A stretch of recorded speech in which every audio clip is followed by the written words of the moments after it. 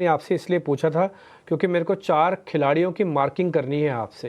पहला, आप stock market का एक रोहित शर्मा ढूँढ दो, स्टॉक मार्केट का एक कोहली ढूँढ दो और एक हार्दिक पांड्या और दूसरा एक जडेजा ढूँढ दो। बस ये 4 शेयर आप उसी हिसाब से उनकी नेचर के हिसाब से ढूँढ के दे दो। हमारी जो मन करेगा हमें रोहित के साथ रहना, हम रोहित के साथ रहेंगे, कोहली के साथ रहना, कोहली के साथ रहेंगे।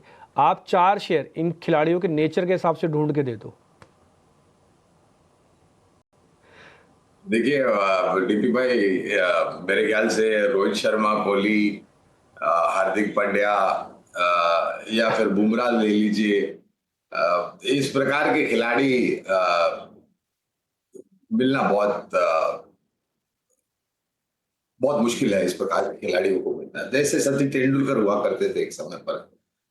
हाँ, लेकिन शेयर बाजार में अगर आपको सक्षम और मजबूत कंपनियों में निवेश करना है लंबी अवधि के लिए, तो हमारी सोच और विचारधारा ये कहती है कि 4 नाम अलग-अलग क्षेत्र में, और शायद ये 4 नाम मेरा मानना है कि कमूमन सभी फंड मैनेजर की खरीदारी की सूची में प्राथमिकता के आधार पर पहले नाम होगा। एल-एन-टी, रिलायंस, आईसीआईसीआई बैंक, और मेरे ख्याल से अगर मुझे और एक नाम का चयन करना हो तो सीमेंट क्षेत्र की कंपनी अल्ट्राटेक।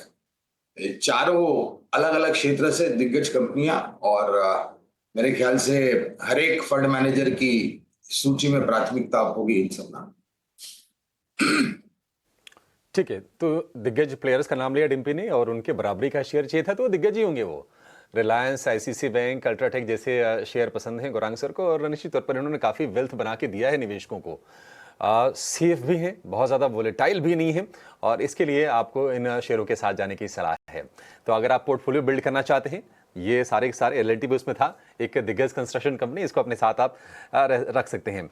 फार्मा कंपनीज को लेकर आज खबरों का अंबार है।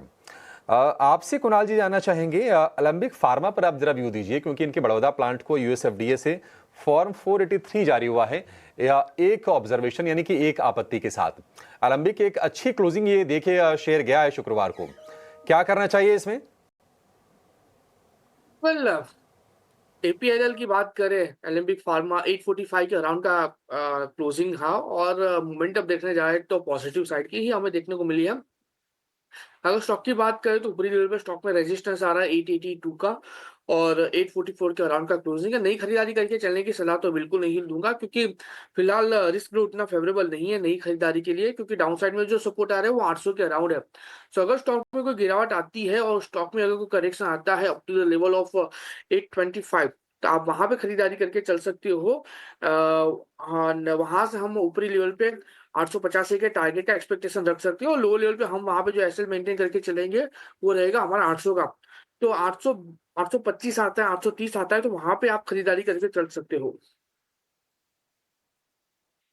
830 825 की रेंज में आपको मिले तो एलेम्बिक फार्मा आप खरीद सकते हैं 885 रुपए के टारगेट के लिए।